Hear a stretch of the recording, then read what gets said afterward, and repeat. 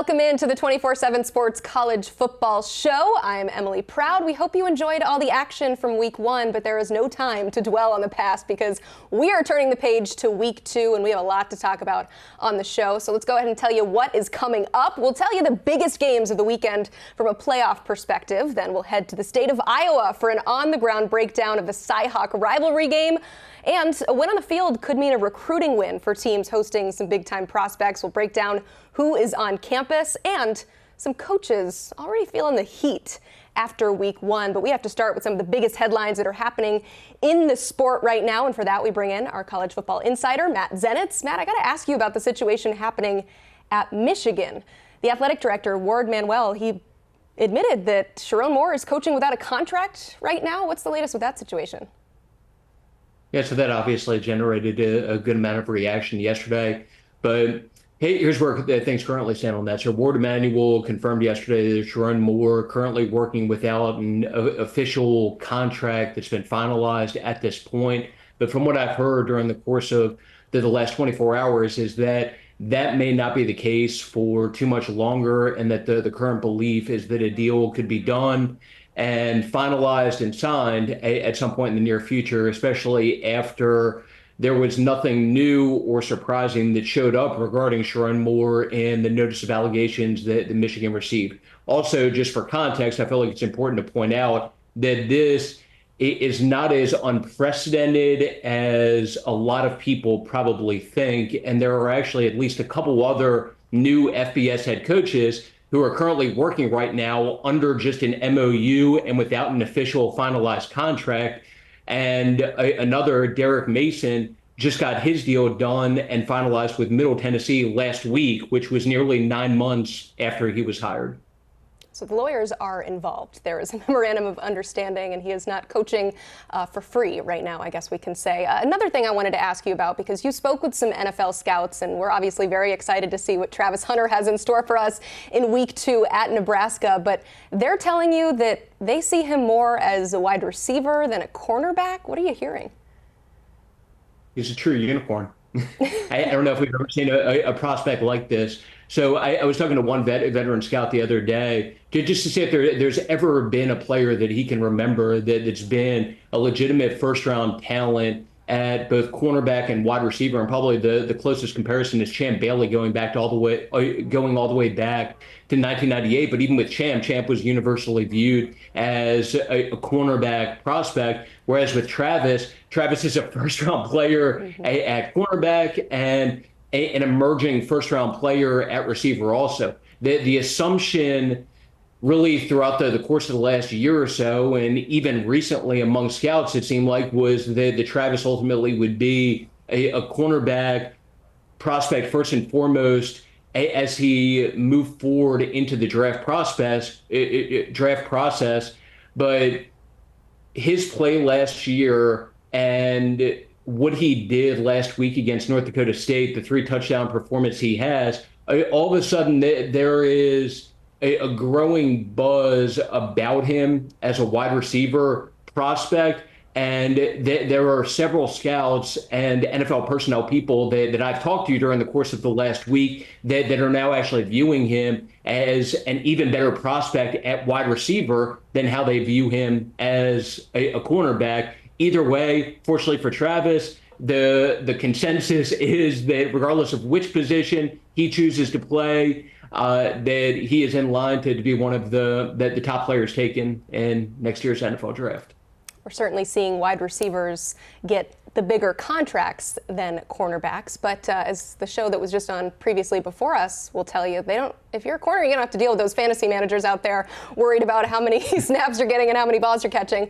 But I want to know, this might sound like a dumb question, why can't he play both at the next level like his head coach did? Just a tough thing to pull off. And one thing the Weight One Scout reference is Travis is 180 pounds. And first of all, it's tough enough to pull off playing 100-plus snaps every game at the college level, especially at that size. But scouts view it as just unrealistic to be a full-time player at the NFL level, especially at that size. So he's so talented that there is a scenario where he could be a full-time player on either offense or defense and then a part-time player on the other side of the ball. But that's probably the extent of what he will be at the next level, even though I am sure whichever NFL team he ends up with will look to maximize that versatility and talent as much as they can. But you did bring up a great point in terms of the financial component of this. A lot of this will come down to Travis and just what ultimately his preference is. And it is worth noting that there are multiple NFL wide receivers at this point, including a recent example like Brandon Ayuk with the San Francisco 49ers, who have deals averaging $30+ million a year, whereas the top paid cornerback in comparison in not only the NFL right now, but in NFL history is making $24 million a year. So at least a $6 million a year difference there. And I'm sure that when it comes time to make a decision, that the financial part of it will factor into Travis's thought process. Well, thankfully, we're talking college football, so he doesn't have to make a decision. We just get to enjoy him on both sides of the ball for now, and we will. Matt, I enjoyed having you on the show. We appreciate it. Thank you for everything. Coming up on this program, Iowa and Iowa State battle it out in our CBS Game of the Week. An in-depth breakdown is ahead. Plus, Brad Crawford's updated playoff bracket. Who's in, who's out? We'll tell you next.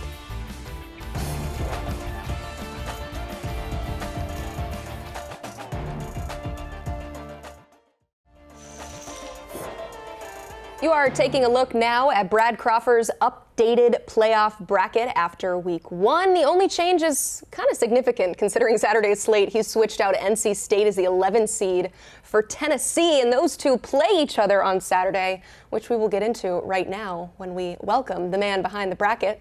Brad Crawford here on the show with us. I mentioned the switch out for the Vols in lieu of the Pack. So how does this game on Saturday affect the playoff scenarios really for both teams, depending on who wins? Yeah, this one's vital for both teams in this playoff picture.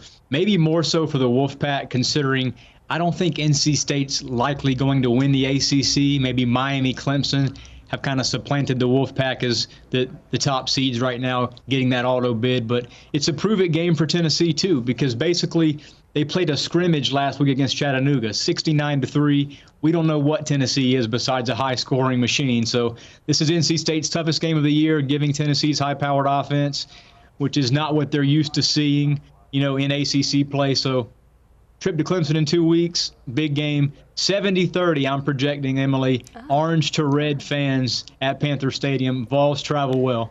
I was hoping that was the score that you were projecting, but the percentage of fans, I guess it works as well. But it is, yeah, smack dab in the middle of those two programs, despite it being in the state for NC State.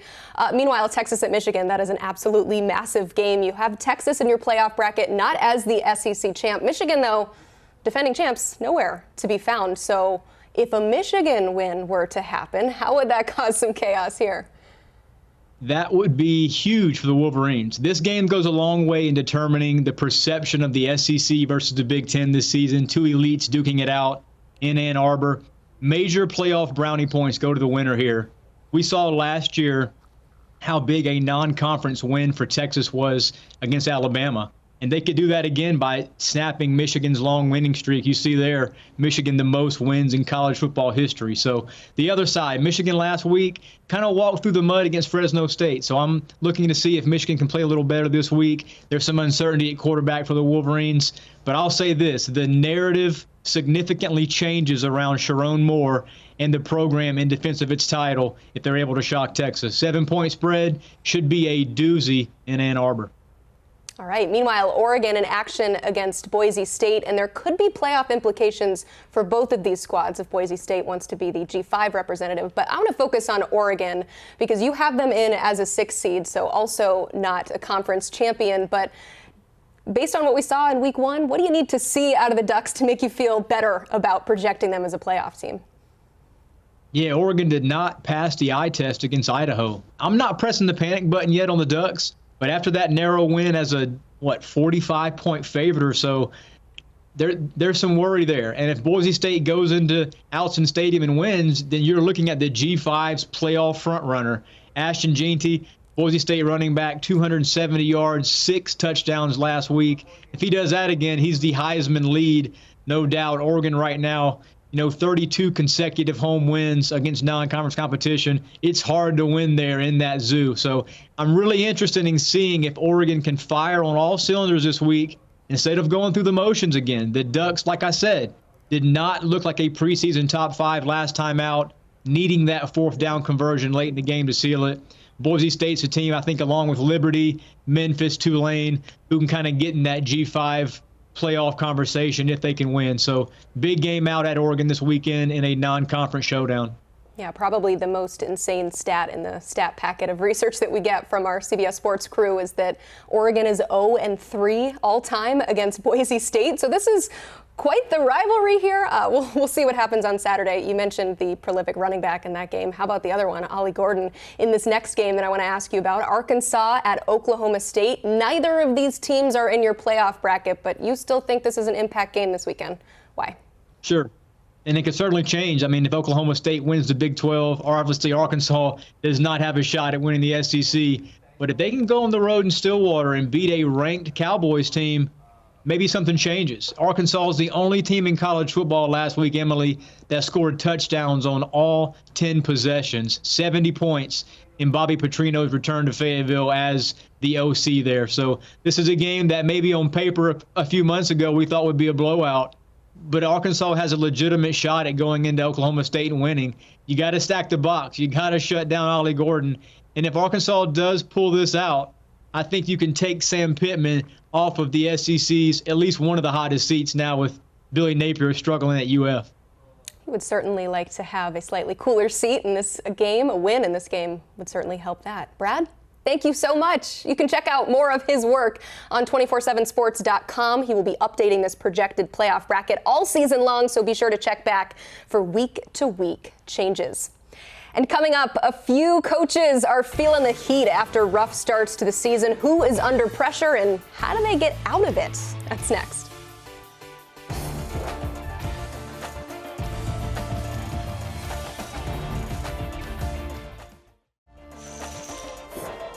We are just 1 week in, but the pressure is already on for coaches coming off week 1 performances. Billy Napier, Dabo Swinney, Mike Norvell, all feeling the heat, according to our friends Carl Reed and Smoke Dixon from 247 Sports Unfiltered. Our experts on coaching and managing a power program answer the most important question: how do they fix it, guys? Thank you, Emily. Smoke. Everybody I'm talking to from Gainesville, Florida is upset right now. The alums are upset. The fans are upset. The players aren't happy. And the coaches know that what the expectations are in terms of competing for national championships. How did Billy Napier and the Florida Gators, Smoke, get here? Well, you forgot one important guy. Urban Meyer is upset that they're here. But when you look at why coaches get to the point of not winning games, Carl, you're a great coach. I thought I was a great coach. But you only became a great coach because you had great players. Yes. They're lacking in personnel. When you look at this team and you cut on the film from last week when they played against Miami, you saw an A-graded team run around a bunch of C-graded players. Just didn't have enough horses to run the race. From up front on both offense and defensive line, not having enough guys on the defensive line, not having enough athletic bodies on the offensive line to protect your quarterback that goes down with a concussion. Then when you look on the outside, this is Florida. What is Florida known for? Having speed, having athletes, being able to play in space. You throw it out in space, nobody's doing anything with it, Carl. Well, listen, Smoke, when you talk about speed and space in Florida, you got to talk about Florida State is getting some guys. Miami got guys. You got Malzahn down in Central Florida. Tom Herman is at Florida Atlantic. How many guys can you get? Don't they have to expand recruiting a little bit outside of Florida to be able to get some of those guys too? Well, when you think about recruiting, now you got to go into the personnel department. They need a GM. This is not the old school football model of head coach, coaches leading personnel, leading in recruiting. You need a general manager to lock arms with to give you that direction and saying, okay, coach, this is where the trend's going. We need to get player A, B, C, and D to make sure that our roster is properly constructed, properly. Well, from a GM standpoint, that's fine, but that helps you next year. They also made a change in defensive coordinator at some point during the spring or summer. The GM situation will help you for the future. But, Smoke, you got to win games today. What can they do right now? Well, you saw a tired team last week. At some point, you got to change up the way that you plan. And the way that you start, giving your team some infusion and energy, you got to go young. You got to go with the young quarterback, Lagway. Moving forward, that's the only true hope that you have. You go 6-6, 7-6 with a young quarterback, Reed, you've given yourself some energy and given yourself a chance. And when the AD comes knocking on your door, you say, Coach, I got a young guy. You say, AD, I got a young guy that's ready to make the next step. Was DJ Lagway not the best guy in camp, though? Was it not obvious that you needed to go with Lagway? Because we had quarterback problems last year with the Florida Gators. Well, Coach, you're a coach as well, too. You know that coaches are stubborn, and they go with what they know. And Old Faithful, Graham, is a guy that can get you through the game. But maybe they had a plan all the way along of saying, you know what, we're going to get DJ in 10 to 15, maybe 15 to 20 snaps a game, and figure it out by game 6 and see if he's earned that right to become the starter. Now, you talked about getting players. I think the Florida Gators' biggest problem is their collective. They have not gotten NIL figured out yet, Smoke. You can talk recruiting. Recruiting is no longer about relationships. Recruiting is no longer about having a couple of coaches who can go anywhere in the country and grab a guy. You got to pay these kids. You got to have the structure to pay them. You got Jaden Rashada suing them because he's saying he didn't get paid. You got other recruits saying that people are offering them more money. The collective has a big part in this because that's the way the game is going, Smoke. So until you construct the NIL collective in the proper way, you have no opportunity to get forward. Coach, let's go to my guy, Dabo Swinney. We said it's not a portal thing, it's a personnel thing. How did we get from ACC champion, 2-time national champion, to now knocking at your door and saying rumblings of maybe getting out of town? I'm going to tell you what, I don't think that the transfer portal is the issue that everybody else thinks it is. I think you can still win with elite high school players through developing them, through having the things in place, and Clemson has all of those things in place. They have great player development coaches. They have great strength and conditioning. They have great facilities. They've been a national championship program. It's not about the transfer portal. It is about NIL, collective. It's about whether or not you have the infrastructure through your business, through the NIL collective, to get these guys paid. That's what they're missing on some of the very tip-top high school guys that he loves to recruit. And so it's easy to say, well, a transfer portal will help you. A transfer portal will help you. We'll get to Florida State in a minute. Everybody wants them to get out of the portal now and go back to high school. So you can't have this thing both ways. You have to become a businessman as a college coach. You got to sit down with your boosters, your donors, and the people that donate to the program, and you got to say, we need a collective that is going to have a payroll of $15 to $20 million every year for us to field a competitive football team. Now, with your payroll, Coach Saban said it last week, you have to pay the right guys. Just don't pay everybody, because if you pay everybody, you'll see your locker room go upside down. Now, Coach Swinney is one with franchise quarterbacks. Even when Taj Boyd was there, put up great numbers with Sammy Watkins, Nuke Hopkins, Martavius Bryant. You're not seeing those names there anymore. He's missed on 2 quarterbacks in the cycle. And we're going to touch on DJU. But he has a guy right there now, Cade, that's struggling. And you and I have sat down and we discussed, when you miss on quarterbacks, you're setting yourself back 2 to 3 years in your recruiting cycle. So instead of going through the process of having coaches always evaluating your prospects, at times when I was a GM, I outsourced my quarterbacks to guys that I trust that could handle the quarterback position. And if I was close between one and the other, we sat down and went through it and figured out which quarterback was the right one. Because if you miss on that quarterback, you're missing the opportunity to win big games. And then you put yourself in a situation of where they're at now. You got to be careful with the quarterback smoke. Cade Klubnik and DJU come from national high school programs, very well coached. Sometimes it's the coaches and the guys around them that inflate guys' stats and make them appear to be better than what they might be. Smoke, you said DJU, let's get down to Tallahassee. Now, I'm going to tell you, I don't like this, what everybody's doing to Mike Norvell right now. And I know it's the big leagues. I know he's 0-2, but you're talking about a guy that went 13-0 last year, Smoke. The year before that, he won 10 games. Now he's 0-2 and the whole world is against him. Smoke, how did we get here? This is how we got here, Reed.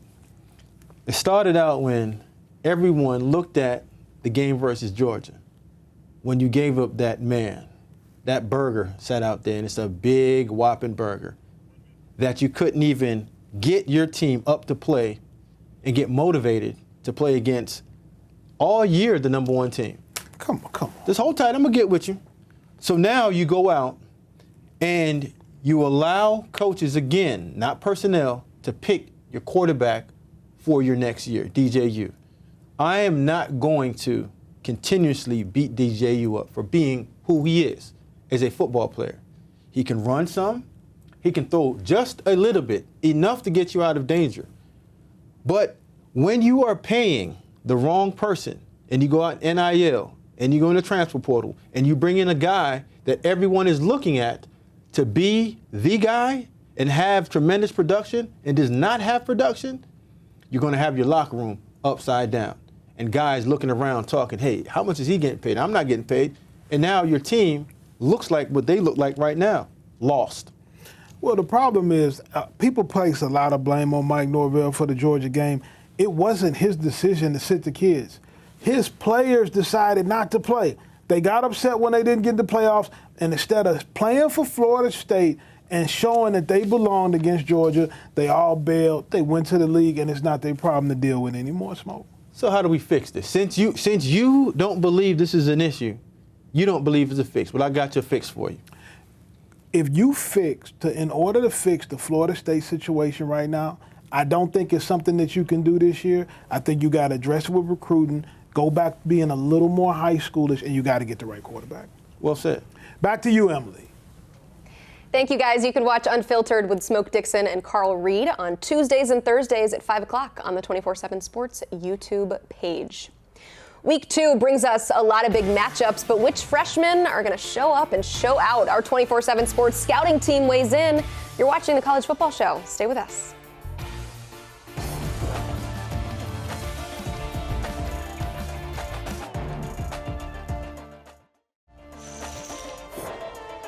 Welcome back in. It's a good time to be a freshman. Week 1 saw multiple rookies shine, from Dylan Raiola's debut at Nebraska to the #1 player in the country, Jeremiah Smith, catching 2 touchdown passes for the Buckeyes.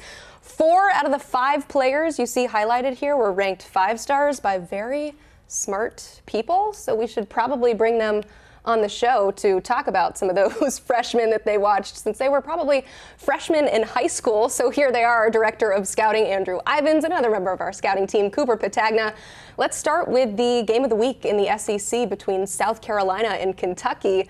A lot of great pass rushers in this game, but I want to highlight the #2 edge in this last class, which was Dylan Stewart. Coop, what can we expect to see from him on Saturday? Well, if it was anything like last week, I think we should expect a dynamic performance. I mean, this guy was all over the place. He had tackle for loss. He had 2 forced fumbles, 4 tackles as well. One of the best performances I think we saw over the entire weekend of any freshman. And in case it wasn't a freshman, this guy was a big reason South Carolina won this football game. So Dylan Stewart, a name to know, maybe one of the best pass rushers we've seen from South Carolina in quite some time. You go back to Jadeveon Clowney, Melvin Ingram, those type of guys. This guy is going to have to show up in a big way for South Carolina to have a chance to beat Kentucky.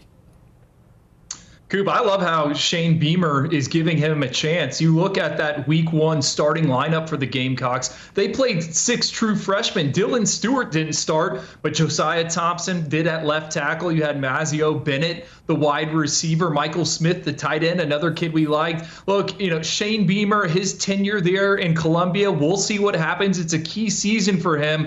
But I think that cupboard is not bare just with Dylan Stewart. And I always go back to the Under Armour All-American game when we got that final exposure point to Stewart. You saw him in practices. It was like, okay, this frame is ready to go. Turned it on in the actual All-Star game. He had a strip sack fumble as well there. And then he shows up at South Carolina. They add a ton of muscle. I love the matchup against Kentucky. They're starting Gerald Mincy at one of the tackle spots. He struggled last season with elite pass rushers. I think Dylan Stewart, we can already put him in that category.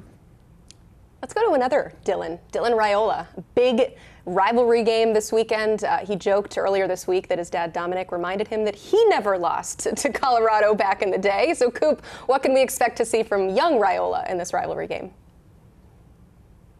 Well, hopefully more of what he did last week. He had a great week 1, 19-27, threw for over 200 yards in the first half. Nebraska didn't throw for over 200 yards in one game last season, so that just kind of shows the impact that Dylan Raiola has already had on this team. But he was super poised. I love the way that he kind of protected the football. I know Drew's going to mention that he didn't put the ball in harm's way, and I think just adds a different element to Nebraska's passing game that we haven't seen in quite some time. So their ability to go really toe-to-toe with Colorado and Shedeur Sanders, Travis Hunter, and that dynamic offense for Colorado, they're going to need Dylan Raiola to step up in a big way. But everything we saw out of this kid under control, I think that was the biggest thing going into week 2 that you got to be excited about if you're a Nebraska fan.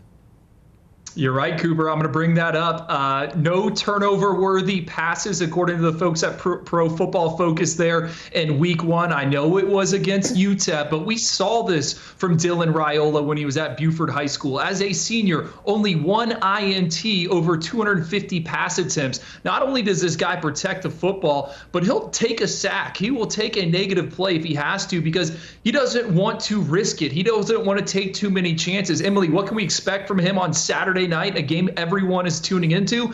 I think we're going to see him throw the football a lot. Look, we know Colorado has an explosive offense.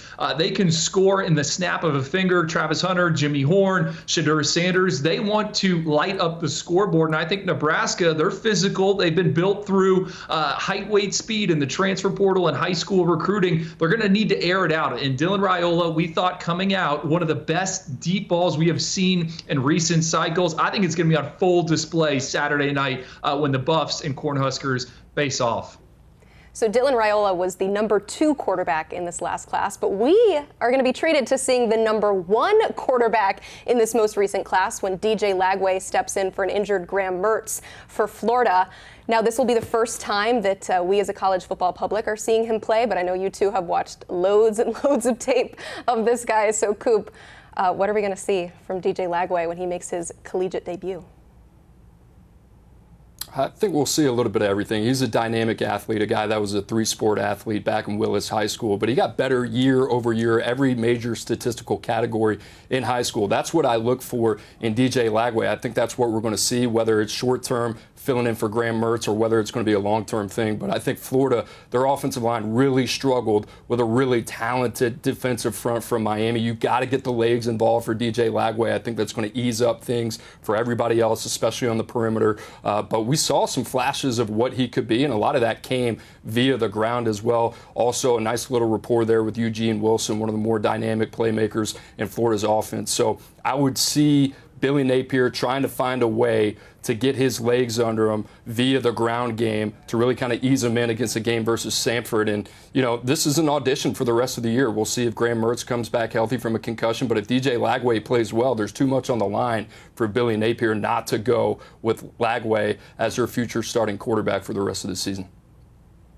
What can we expect? I think we were going to see another version of Anthony Richardson there in Gainesville. That was the player comp for us coming out of his senior season. Cooper mentioned it. This is a kid that was the Gatorade National Player of the Year. He went from, a borderline 4-star prospect for us to the #1 quarterback in the country. He threw 59 touchdown passes as a senior. That was a Texas 6A record. He rushed for almost 1,000 yards. Cooper mentioned that offensive line for Florida. I think it's a major, major issue. And DJ Lagway, much like Anthony Richardson a few years ago, he is able to provide some creativity. He can get away from the pressure. And Graham Mertz, he's a really, really good college quarterback. He can process at a high level, but his strength is not extending plays. That is what DJ Lagway can do. I'm fired up to see Billy Napier just kind of let him go. He played, a few series against Miami. I have a hunch and I believe, he didn't know the full playbook. They kind of prepped him for a few different drives. Maybe they were going to get him in the game at some point. So he's going to have the full board in front of him. I'm excited to see what he can do in the swamp because Billy Napier, he's lost 6 straight. He needs something to sell. I think it's DJ Lagway. Certainly. All right, one more we want to touch on real quick. Texas, big spot for some of their top prospects. They had 5 players in the top 100. So wherever you guys want to go with this, go ahead. Coop, who are you keeping an eye on in this one for Texas? I'm going to keep an eye on Colin Simmons, a former 5-star edge rusher. And this was a guy that I think played less than 20 snaps against Colorado State in Texas's Week 1 victory. But Pete Kwiatkowski, we've seen what he can do with these type of defensive chess pieces. You go back a year, 5-star Anthony Hill, what they've been able to do with him in a short amount of time. Colin Simmons had some really flashy snaps against Colorado State. I love the way they use him off the edge as a pass rusher. You can also drop him in coverage as a second-level defender. He is a super athletic, versatile type of chess piece for Texas's defense. If they can find a way to get him on the field, even if it's situational in some 3rd and long situations, I'd look for Texas to do that, find a way to unleash this kid pretty early in the season.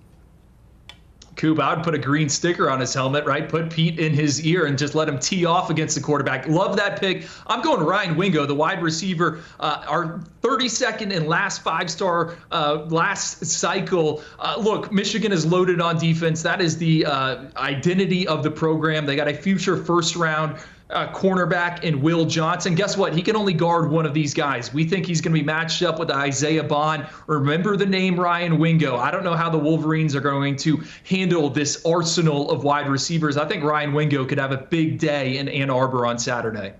Ryan Wingo, writing it down. Thank you both. So that is the present. So let's look to the future. And here is how things are shaping up in 2025. Ohio State is running away with it right now. They have 3 5-stars, 10 players in the top 100. Alabama, 2. At number 2, they have 4 5-stars there and a slightly smaller class. The rest of the top 9, as you'll notice, are all SEC teams. Then you've got Notre Dame coming in at number 10. So when we do this next segment a year from now, these are the players that we're going to be talking about. So let's welcome in national recruiting analyst Tom Loy to give us a preview of who is on campus this weekend.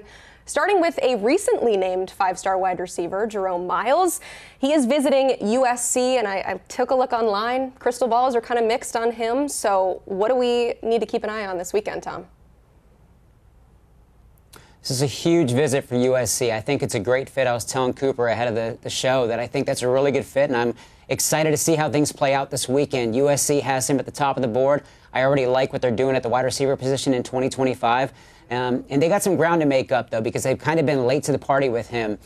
Texas A&M hosted him last weekend. He made it there after being injured the night before, got to College Station, had a great visit. And then his class of 2026 quarterback, Helaman Kasuga in high school, he is leaning heavily towards A&M. So that's going to help the Aggies here. But you got a couple others in play. You got Utah, Georgia, and Ohio State. But this is a big weekend for USC. Like I said, I love the fit, and I think this is a really good opportunity for the Trojan staff to get this one done. Tom, I'm going to ask this next question, but it feels like deja vu. We just talked about this last week. 4-star quarterback Deuce Knight visiting Auburn yet again. He was just there for week 1. You predicting a flip is coming soon, but I want to know when. We'll have to see what happens this weekend. I was talking to Christian Clemente over at our Auburn site, and he was mentioning some weather might play an impact whether he makes it to campus this weekend. But Deuce Knight is expected at Auburn. The staff fully expects him to be there this weekend, which is back-to-back weeks. He was there last weekend to watch the Week 1 thumping of Alabama A&M, I believe it was. So my crystal ball is on Auburn. I expect a flip. I expect to flip this weekend. The interesting thing here is that if I ask Marcus Freeman right now, do you have Deuce Knight as a committed prospect? He's going to say yes. If I ask Hugh Freeze the same question, he's probably going to say yes. So that's how confident both sides feel at this point. For me, I just feel like the fit is there with Auburn. He wants to play SEC football against the best of the best, and I just do not see any way that Deuce Knight doesn't flip to Auburn by the end of the weekend. All right, so wait and see on him. Real quick, we want to get in one more prospect because this is the time of year that fan bases really get nervous when their guys go visit elsewhere, and that's the case for four-star wide receiver Cortez Mills. He is committed to Oklahoma, but he's visiting Nebraska, so how should Sooners fans feel? I can tell you how the Oklahoma staff feels. They aren't thrilled. I know they have that rule that Marcus Freeman and Notre Dame have as well, where they don't really want their commits to take visits elsewhere, especially official visits, things like that. But it is what it is. It's the time. It's the nature of college football recruiting. These guys want to go check out other campuses, and he wants to go check out Nebraska. They've done a really good job since day one of recruiting him, and Cortez Mills has a ton of interest. The others to keep an eye on: Colorado, Florida State, Auburn, and LSU. Miami is not in the picture anymore, according to Cortez Mills. He let me know earlier this week that he will be in Nebraska. Nothing's going to change that other than some last-second adjustment or flight issue, whatever the case may be. But this is a huge weekend for Nebraska. They, like I said, they grabbed his attention early. There was a lot of optimism coming out of Lincoln that they might be able to land him before he committed to Oklahoma. So this is a great opportunity. Dylan Raiola, if he can impress with the offense, it might grab his attention. We'll see if Oklahoma can hold him. But this is going to be a battle all the way to signing day for Cortez Mills. Can't blame him. I'd love to be in Nebraska for this game. It should be a fun one. Tom, thank you so much for all that great intel. Let's talk about our CBS Sports Game of the Week. That's where our show takes us next. We go to Iowa for the Cyhawk game. A breakdown from our 247 Sports team site reporters when we come back.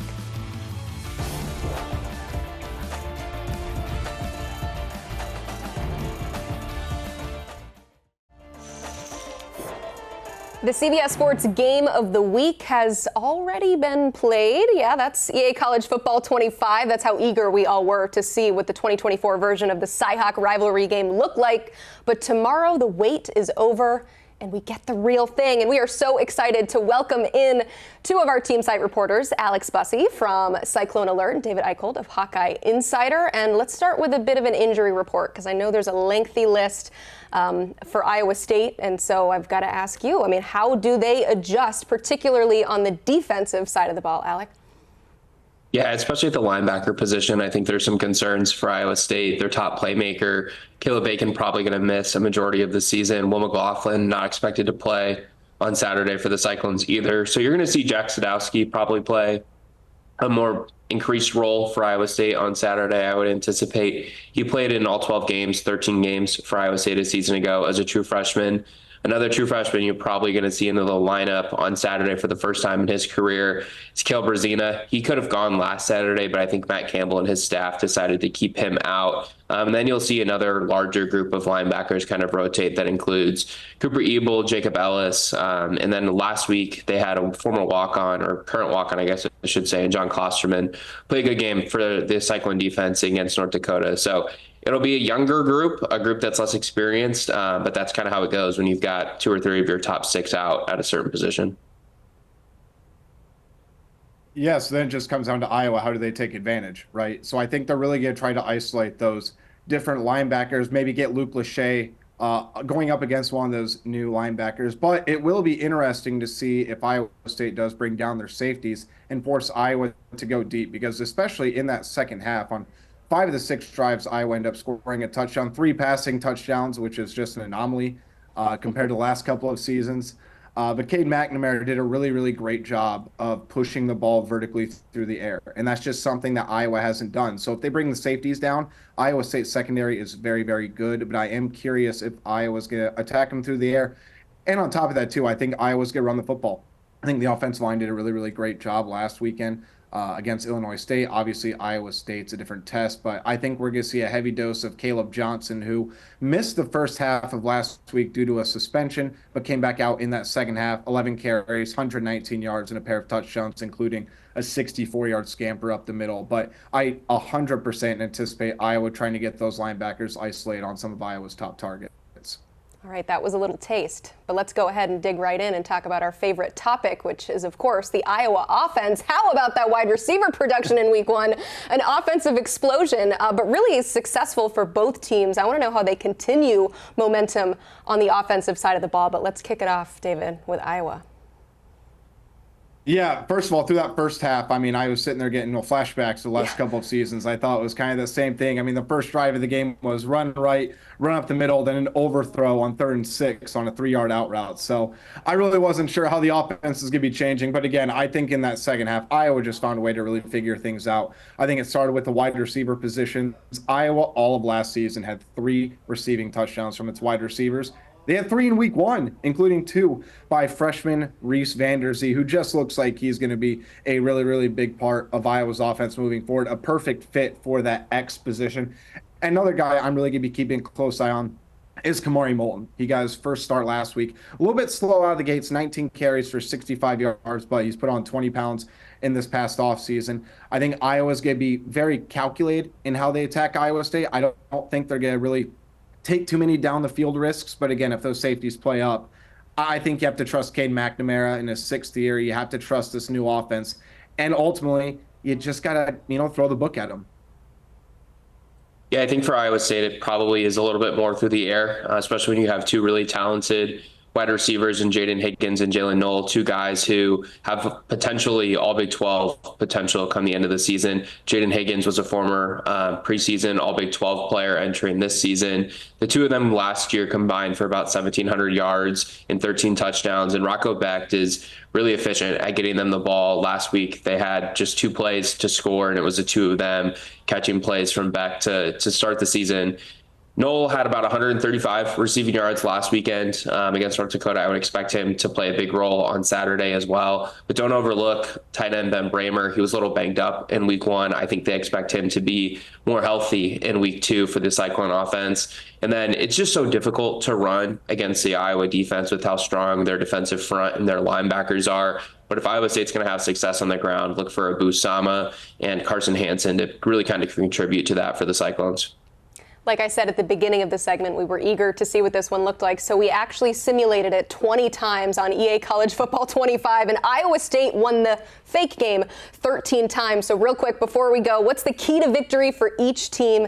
David, start us off. Yeah, I think Iowa needs to play great on special teams. It seems like when these games come down to the wire, Iowa just doesn't beat themselves. And I think Iowa State just finds a way to make a couple more mistakes. But I think Iowa just continuing its offensive momentum, not turning the ball over, and ultimately just forcing Rocco Becht to make plays, especially since it's going to be a juiced-up atmosphere with Kirk Ferentz returning back on the sidelines after missing his first game since I was 3 years old, Emily. I mean, he's been there so long. So Iowa just winning Iowa the Iowa way, I'll just call it. Yeah, I think for Iowa State, it comes down to 3 things. 1, protect the football. Nobody takes advantage of their opponent's mistakes better than Iowa does, especially over the last couple of years. 2nd, I think winning the field position battle will be really important for Iowa State. I think it's easy to kind of have your attention grabbed after what Iowa did in the second half last week, but is their offense closer to what they did in the first half? If that's the case, making the Hawkeye offense go 70, 80, 90 yards to score is a heck of a lot more challenging for them than making them go 30, 40, 50 yards. And then the 3rd thing for me is finding ways to defend the run a little bit better than they did a week ago. North Dakota averaged about 4.1 yards per carry. They rushed for about 175 yards in the game. Iowa State's defensive front is too experienced and it's too talented. They return every major contributor from last season for that to be the case on the defensive line. I expect them to play better in week 2 against Iowa. Thank you both so much. I feel very prepared to watch this game. We do appreciate it. If you want more of their content, you can check it out here. Head to Cyclone Alert for all things Iowa State and Hawkeye Insider for everything you need to know about Iowa. Also, go to the 247 Sports YouTube page for more from our network of insiders, analysts, and scouts. We have daily shows, game breakdowns, other unique content. Join the nearly 500,000 subscribers and check out the 247 Sports YouTube page. Thanks so much for watching. Enjoy the games.